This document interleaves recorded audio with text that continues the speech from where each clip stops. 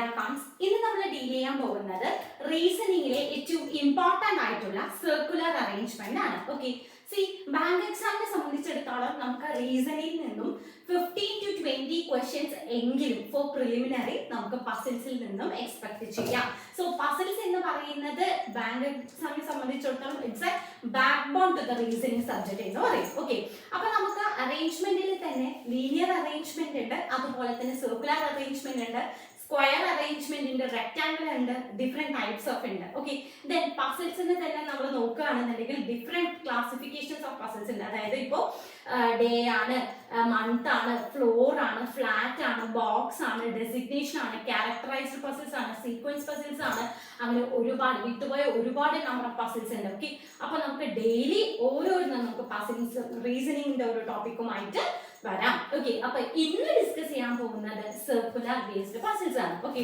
C bank എക്സാമിനെ സംബന്ധിച്ചിടത്തോളം ഇത് റീസണിങ്ങിൽ നിന്ന് നമുക്ക് 5 ക്വസ്റ്റ്യൻസ് എങ്കിലും നമുക്ക് ഒരു പസിലിൽ നിന്നും എക്സ്പെക്ട് ചെയ്യാം.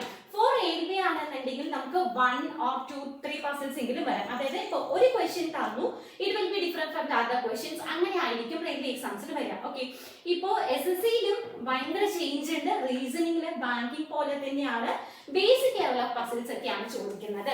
അപ്പൊ നമുക്ക് ഇന്ന് കുറച്ചൊന്ന് ലെവൽ കൂടിയിട്ട് തന്നെയാണ് നമ്മൾ കൊണ്ടുവന്നിരിക്കുന്നത്. ഓക്കെ, ബേസ് ആണ്, ബട്ട് കുറച്ചും കൂടി എക്സ്റ്റെൻഡഡ് ആയിട്ടുള്ള ഒരു പസിൽ തന്നെയാണ് ഇത്. എങ്ങനെയാണ് ഇത് സ്റ്റാർട്ട് ചെയ്യേണ്ടത് എന്നുള്ളത് പറയാം.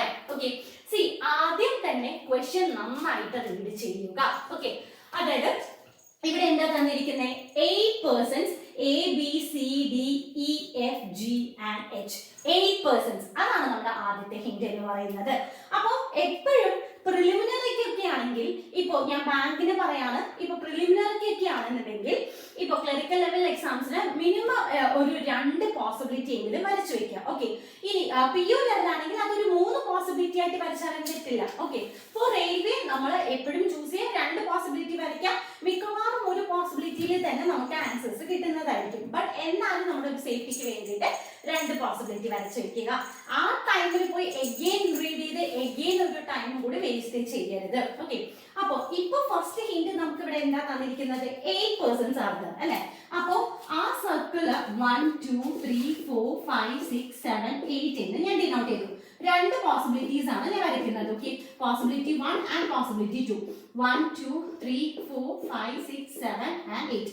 ഒരിക്കലും തെറ്റിക്കരുത്. 1 2 3 4 5 6 7 8. ഓക്കെ, ഇനി അടുത്തത് അവരുടെ നെയിം തന്നു, ABCDEFGHR. Sitting around A circular table facing the centre. Okay, facing the centre എന്ന് പറഞ്ഞാൽ ഈ ഇരിക്കുന്ന 8 പേരും ആ സർക്കിളിനെ ഫേസ് ചെയ്യുന്നത് ഇൻസൈഡ് ആണ്. അപ്പൊ ഇത് ഏറ്റവും മേജർ ആയിട്ടുള്ള സർക്കുലർ ടോപ്പിക്കിന്റെ ഇമ്പോർട്ടന്റ് ആണ് ഡയറക്ഷൻ എന്ന് പറയുന്നത്. സോ ഇൻസൈഡ് പേഴ്സൺസ് ഫേസിംഗ് എന്നും ഔട്ട്സൈഡ് ദ പേഴ്സൺസ് ഫേസിംഗ് എന്നും, ചിലപ്പോൾ ദോസ് മിക്സഡ് പേഴ്സൺസ്, അപ്പം 4 people R facing inside, 4 people R facing outside എന്ന് പറയാം. അല്ലെങ്കിൽ number of people facing inside is more than that of outside എന്ന് വരാം, അല്ലെങ്കിൽ വൈസ് വേഴ്സ. ഇങ്ങനെയുള്ള ഡിഫറെന്റ് ടൈപ്പ് ഓഫ് ക്വസ്റ്റ്യൻസ് വരാം. അപ്പോ direction is one of the major important case in that of puzzles. Okay, അപ്പൊ നമ്മൾ ആദ്യം അറിഞ്ഞിരിക്കേണ്ടത് ഇൻസൈഡ് ഫേസിംഗ് എന്നാണ് അവർ പറഞ്ഞിരിക്കുന്നത് അല്ലെ? ഒരു പേഴ്സൺ ഫേസ് ചെയ്യുന്നത് ഇൻസൈഡ് ആണെങ്കിൽ, ഇനി അടുത്ത പോയിന്റ് ശ്രദ്ധിക്കേണ്ട കാര്യം എന്ന് പറയുന്നത്, നമുക്ക് സർക്കുലർ അറേഞ്ച്മെന്റ് സ്റ്റാർട്ട് ചെയ്യുമ്പോൾ അത് ഒരു ഫിക്സഡ് പോയിന്റിൽ നിന്ന് തന്നെ സ്റ്റാർട്ട് ചെയ്യണമെന്നില്ല.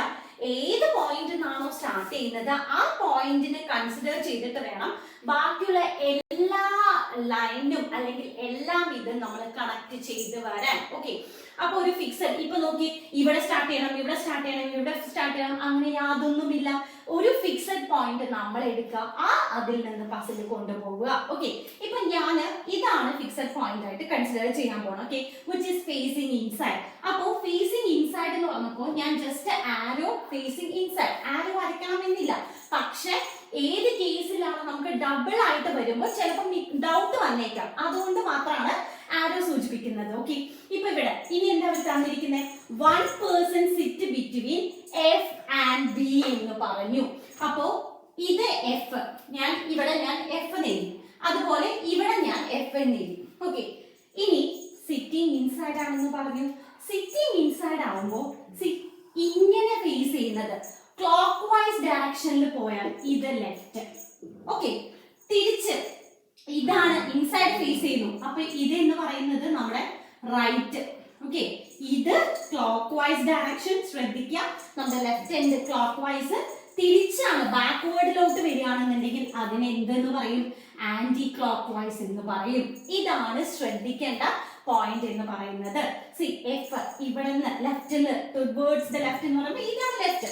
ബാക്ക്വേർഡ് പോവുകയാണെങ്കിൽ അതാണ് റൈറ്റ്. ഇനി ഔട്ട്സൈഡ് ഫേസിംഗ് ആണെന്നുണ്ടെങ്കിലോ ഈ ഇത് ലെഫ്റ്റ് സൈഡ് എന്ന് പറയുന്നത് റൈറ്റ് സൈഡ് ആവും, റൈറ്റ് സൈഡ് എന്ന് പറയുന്നത് ലെഫ്റ്റ് സൈഡ് ആവും. ഓക്കെ, ഇതാണ് മേജർ ആയിട്ട് ശ്രദ്ധിക്കേണ്ട കാര്യം. ഇനി നമുക്കറിയില്ല only 1% sit between F and B എന്നേ പറഞ്ഞിട്ടുള്ളൂ അല്ലേ. അപ്പോൾ എനിക്ക് വേണമെങ്കിൽ എഫിന് ലെഫ്റ്റ് നോക്കി എഫ് ആൻഡ് ബി, അപ്പോൾ ബി എന്ന് പറയുന്നത് ലെഫ്റ്റ് സൈഡ് ഓഫ് എഫ് എന്ന് ഞാൻ എഴുതി. എനിക്ക് അങ്ങനെ കറക്റ്റ് ആയിട്ട് പറയാൻ പറ്റുമോ? ഇല്ല. സോ ഞാൻ റൈറ്റ് സൈഡ് ഓഫ് ബിയും ഒരു പോസിബിലിറ്റി കൊടുക്കുകയാണ്. Got it. ഇനി എന്താ പറഞ്ഞിരിക്കുന്നത്? C6 third to the left of B. അപ്പോ ബിന്റെ തേർഡ് ലെഫ്റ്റ് ആണ് സി. 1 2 3 ഇതല്ലേ സി എന്ന് പറയുന്നത്, ലെഫ്റ്റ് ആണ്. ഓക്കെ, ക്ലോക്ക് വൈസ് ഡയറക്ഷൻ ആണ് നമ്മൾ പോകുന്നത്. ഇനി ബിന്റെ തേർഡ് ലെഫ്റ്റ് 1 2 3 ഇവിടെ ആയിരിക്കും സി വരിക. സി അടുത്ത സെന്റൻസ് നോക്കി, H6 immediate left of C. സിന്റെ ഇമീഡിയറ്റ് ലെഫ്റ്റ് ആണ് എച്ച്, സിന്റെ ഇമീഡിയറ്റ് ലെഫ്റ്റ് ആണ് എച്ച്, അതും പ്ലേസ് ചെയ്തു. ഇനി എന്താ പറഞ്ഞേ? D6 second to the right of G. ജിന്റെ സെക്കൻഡ് റൈറ്റ് ആണ് ഡി. ഓക്കെ, ജിന്റെ സെക്കൻഡ് റൈറ്റ് ആണ് D and neither A or D6 adjacent to B. അതാണ് ഇമ്പോർട്ടന്റ് പോയിന്റ്, നമ്മുടെ ടേണിംഗ് പോയിന്റ്. ബിന്റെ അടുത്ത് ആര് വരില്ല? എയും വരില്ല, അതുപോലെ ഡിയും വരില്ല. ഓക്കെ, അപ്പൊ ബിന്റെ അടുത്ത് എയും വരില്ല, ഡിയും വരില്ല. അതേപോലെ ഇവിടെ നോക്കിയേ, എയും വരില്ല, ഡിയും വരില്ല. സി എയും വരില്ല, ഡിയും വരില്ല. Got it. അപ്പോ നമ്മൾ എവിടെ പ്ലേസ് ചെയ്യും? സപ്പോസ് ഇപ്പൊ ഇവിടെ ഞാൻ ജീനെ പ്ലേസ് ചെയ്താൽ 1 2 സി ഇവിടെ എനിക്ക് ജീനെ പ്ലേസ് ചെയ്യാൻ പറ്റുള്ളൂ. ഞാൻ ജീനെ എന്തുകൊണ്ടാണ് പ്ലേസ് ചെയ്തത്? ഇവിടെ പറഞ്ഞിട്ടുണ്ട് D6 second to the right of G എന്ന്. ഇവിടെ എനിക്ക് ജീനെ പ്ലേസ് ചെയ്യുകയാണെങ്കിൽ ഇവിടെ ലെഫ്റ്റ് ആയിട്ട് മാറും. ഇവിടെ എനിക്ക് ജീനെ പ്ലേസ് ചെയ്താൽ എനിക്ക് ഇവിടെയാണ് ഡി വരിക, ഒരു പോസിബിലിറ്റി ആണ്. ഓക്കെ, കാരണം ജിന്റെ റൈറ്റിലാണ് ഡി എന്ന് പറയുന്നത്. അബ്സല്യൂട്ട്ലി കറക്റ്റ് ആണ്. ഇനി എവിടെയാണ് എനിക്ക് പ്ലേസ് ചെയ്യാനുള്ള ഗ്യാപ്പ് എന്ന് പറയുന്നത്? എവിടെയില്ല അല്ലെ. ഇവിടെ എയും വരില്ല, ഡിയും വരില്ല എന്ന് പറഞ്ഞു. അപ്പൊ ഒബ്വിയസ്ലി എവിടെയായിരിക്കും എ വരിക? ഈ ഒരു ഗ്യാപ്പിനകത്തായിരിക്കും എ വരിക. ജി പോയി, എ പോയി, അപ്പൊ ഇവിടെ ആര് മാത്രമേ ഉള്ളൂ തന്നിരിക്കുന്നതില്? ഇ മാത്രമേ ഉള്ളൂ. ഇവിടുന്ന് പൊസിഷൻ കിട്ടി. അതുപോലെ സി ഇവിടെ എയും വരില്ല, ഡിയും വരില്ല, G6 to the second to the right of D എന്ന് പറഞ്ഞു. അപ്പോ ഇവിടെയാണ് ജിനെ പ്ലേസ് ചെയ്യുന്നതെങ്കിൽ ഇവിടെ ആയിരിക്കും ഡി വരിക. ഇവിടെ ഒബ്വിയസ്ലി എന്ത് വരില്ല? എ വരില്ല. അപ്പൊ ഞാൻ ഇവിടെ ഇനെ പ്ലേസ് ചെയ്തു, ഇവിടെ എനെ പ്ലേസ് ചെയ്തു. Got it. അപ്പൊ നമുക്ക് എല്ലാവരുടെയും പൊസിഷൻസ് കറക്റ്റ് ആയിട്ട് കിട്ടി. ഇനി അടുത്തത് ഇതിൽ ഏതാണ് ക്യാൻസൽ ചെയ്ത് പോകുക നോക്കാം. As many persons sits between E and F as between E and H എന്ന് പറഞ്ഞു. When counted from the left of F and the right of H. C എത്ര പേരാണോ ഇയും എഫിന്റെയും ഇടയിലുള്ളത് അത്രയും നമ്പർ ഓഫ് പേഴ്സൺസ് തന്നെയാണ് ഇയും എച്ചിന്റെയും ഇടയിലുള്ളത്. ഇയും എച്ചിന്റെ ഇടയിലും എത്രയുണ്ടോ അത്രയും തന്നെയാണ് ഇയും എഫും. പക്ഷെ ഇവിടെ ഒരു കണ്ടീഷൻ തന്നിട്ടുണ്ട് അല്ലെ. When counted from the left of F. എഫിന്റെ ലെഫ്റ്റില് നോക്കിയേ, ഇതാണ് എഫിന്റെ ലെഫ്റ്റില്. എഫും ഇയും തമ്മിലുള്ള ഗ്യാപ്പ് ഒന്നേ ഉള്ളൂ അല്ലെ. ഇനി എച്ചും ഇയും തമ്മിലുള്ള ഗ്യാപ്പ് നോക്കിയാൽ 1 2 എഫും ഇയും തമ്മിലുള്ള ഗ്യാപ്പ് ഒന്നാണല്ലോ, രണ്ടുപേരുണ്ട് placed in between from the left. എച്ചിന്റെ റൈറ്റിൽ നിന്ന് നോക്കിയേ, രണ്ടുപേരുണ്ട്. അപ്പോ ഈ ഒരു പോസിബിലിറ്റി കറക്റ്റ് ആവാം. ഇനി അടുത്തത് നോക്കിയേ, ഇവിടെ എഫും ഇയും അഡ്ജസെന്റ് ടു ദ റൈറ്റ് ആണ്, അതായത് ഇമീഡിയറ്റ് റൈറ്റ്. എഫിന്റെ ഇമീഡിയറ്റ് റൈറ്റിലാണ് ഈ ഇരിക്കുന്നത്. ഓക്കെ, ഇനി എച്ചും ഇയും നോക്കിയേ, എച്ചും ഇയും അതുപോലെയാണോ ഇരിക്കുന്നത്? അല്ല. സോ ഫ്രം ദിസ് എന്ത് ക്യാൻസൽ ചെയ്തു? നമുക്ക് പോസിബിലിറ്റി 2 ക്യാൻസൽ ചെയ്തു പോയി. അപ്പൊ for possibility 1 will be our right answer. Okay, ഇപ്പൊ റെയിൽവേ എക്സാംസിനാണെങ്കിൽ ഇത്രയും ഡെപ്ത് വരില്ല, അതായത് ഈ തേർഡും ഫോർത്തും സെന്റൻസ് ഉണ്ടാവില്ല. ഓക്കെ, ഒന്നിന് തന്നെ ഇപ്പൊ 6 ഈ 8 പേഴ്സൺസിന് പകരം 6 പേഴ്സൺസിനായിരിക്കും. വേഗം തന്നെ വിത്തിൻ 2 or 3 സെന്റൻസിൽ നമുക്ക് ആൻസേഴ്സ് ഫൈൻഡ് ഔട്ട് ചെയ്യാനായിട്ട് പറ്റും. ഓക്കെ, ഇനി ഇതിനെ ബേസ് ചെയ്തിട്ട് വരുന്ന നമ്മുടെ 5 സബ് ക്വസ്റ്റ്യൻസ് ഡിസ്കസ് ചെയ്യാം. ഓക്കെ, സി നമുക്ക് ക്വസ്റ്റ്യൻസ് ഡിസ്കസ് ചെയ്യാം. What is the position of A with respect to D? D വെച്ച് നോക്കുമ്പോൾ എയുടെ പൊസിഷൻ എന്താണെന്നാണ് ചോദ്യം. സി ഇതാണ് ഡി അല്ലെ. ഇവിടുന്ന് ഫ്രം ദ ലെഫ്റ്റ് നമ്മൾ കൗണ്ട് ചെയ്യുകയാണെങ്കിൽ 1 2 3 4 5 ഫിഫ്ത്ത് ടു ദി ലെഫ്റ്റ് എന്ന് വരും. Fifth to the left. C from the right count ചെയ്യുകയാണെങ്കിലോ D from the right 1 2 3 third to the right. Third to the right. അപ്പോ തന്നിരിക്കുന്ന ഓപ്ഷനകത്ത് ഇതിൽ ഏതാണോ ഉള്ളത് അത് ചൂസ് ചെയ്യുക. ചില സമയത്ത് നമുക്ക് എന്തുണ്ടാകും, ബോത്ത് എന്നുള്ള ഒരു ഓപ്ഷൻ ഉണ്ടാവും. അല്ലെങ്കിൽ ബോത്ത് എന്ന് പറയുമ്പോൾ ഒന്നില്ലെങ്കിൽ either fifth to the left or third to the right എന്ന് പറഞ്ഞ ഒരു ഓപ്ഷൻ ഉണ്ടാവും. അപ്പൊ അത് ചൂസ് ചെയ്യുക. Okay, next question. How many persons sits between C and E when counted from the left of C? സിയും ഇയും ഇടയിൽ എത്ര പേഴ്സൺസ് ആണ് ഉള്ളത് എന്ന് പറഞ്ഞു അല്ലെ. അതാണ് when counted from the left. പ്രത്യേകം അവരുടെ ഡയറക്ഷനും തന്നിട്ടുണ്ട്. സി സോ സിയും ഇയും 1 2 3 4 5. ഓക്കെ, ഒരിക്കലും ഇവിടെ ഡയറക്ഷൻ തെറ്റിപ്പോകരുത്. നിങ്ങൾ സിയും ഇയും റൈറ്റ് എന്ന് കൗണ്ട് ചെയ്താൽ എത്ര പേഴ്സൺസേ ഉള്ളൂ? ഒരു പേഴ്സൺസേ ഉള്ളൂ. ഓക്കെ, അത് നോക്കാം. ഇനി next one. Who among the following person sits immediate left of E? ഇന്റെ ഇമീഡിയറ്റ് ലെഫ്റ്റ് ആരായിരിക്കുന്നത്? എ ആണ്. ഓക്കെ, ഇയുടെ ഇമീഡിയറ്റ് റൈറ്റിൽ ആരായിരിക്കുന്നത്? ബി. തൊട്ട് ബാക്കില് immediate right. Okay, anticlockwise. ഇനി അടുത്തത്. If all the persons are arranged in the alphabetical order from A in clockwise direction, then how many persons remain unchanged excluding A?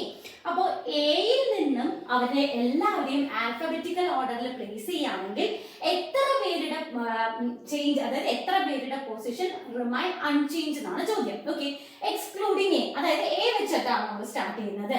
C alphabetical ഓർഡറിൽ. അപ്പൊ ഇത് B അല്ലേ വരിക. C ഇവിടെ D E F G H. അപ്പോ എത്ര പേരുടെ position change ആയിട്ടില്ല?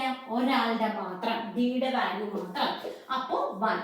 സി ചിലപ്പോ ഫിഫ്ത്ത് ക്വസ്റ്റ്യൻ ആയിട്ട് നമുക്ക് എങ്ങനെ വരാമെന്ന് വെച്ചാൽ from the following which among the following is true എന്ന് വരാം, which does not follow the conditions എന്ന് വരാം. അങ്ങനെയുള്ള ഒരു ടൈപ്പ് ഓഫ് ക്വസ്റ്റ്യൻസ് വരാം. അല്ലെങ്കിൽ എങ്ങനെയായിരിക്കും എന്ന് വെച്ചാൽ ഏതെങ്കിലും ഒരു റിലേഷൻ തന്നിട്ടുണ്ടാവും. അതായത് ഇപ്പോ സിയും എയും പറയുന്ന റിലേഷൻ എന്താ? സിയുടെ ഇമീഡിയറ്റ് റൈറ്റ് ആണ് എ അല്ലെ. ഇനി എയും ഇയും തന്നു, എയുടെ ഇമീഡിയറ്റ് റൈറ്റ് ആണ് ഇ. ഇനി ഇയും ബിയും തന്നു, ഇയുടെ ഇമീഡിയറ്റ് റൈറ്റ് ആണ് ബി. എന്നിട്ട് അവര് ഇയും ജിയും തന്നു. ഓക്കെ, ഇയുടെ ഇമീഡിയറ്റ് ലെഫ്റ്റ് ആണ് ജി, അല്ലെങ്കിൽ ജിയുടെ ഇമീഡിയറ്റ് റൈറ്റ് ആണ് ഇ. ഏതെങ്കിലും അങ്ങനെ, അതായത് 4 ഓപ്ഷൻസും കറക്റ്റ് ആയിട്ട് സ്യൂട്ട് ചെയ്യും, ഒരു ഓപ്ഷൻ നമുക്ക് ഇല്ലാതാവും. അങ്ങനെയുള്ള ഫിഫ്ത്ത് ക്വസ്റ്റ്യൻസും എക്സ്പെക്ട് ചെയ്യാം. അപ്പൊ ഇത്രയുമാണ് നമ്മുടെ ബാങ്ക് എക്സാംസിന് വരുന്നത്. ഓക്കെ, ഫോർ റെയിൽവേ ലെവൽ എക്സാംസിനൊക്കെ ആണെങ്കിൽ ഒരു ഞാൻ പറഞ്ഞതുപോലെ വിത്തിൻ 3 സെന്റൻസ്, മൂന്നാമത്തെ സെന്റൻസിൽ തന്നെ നമുക്ക് ആൻസേഴ്സ് കിട്ടുന്നതായിരിക്കും.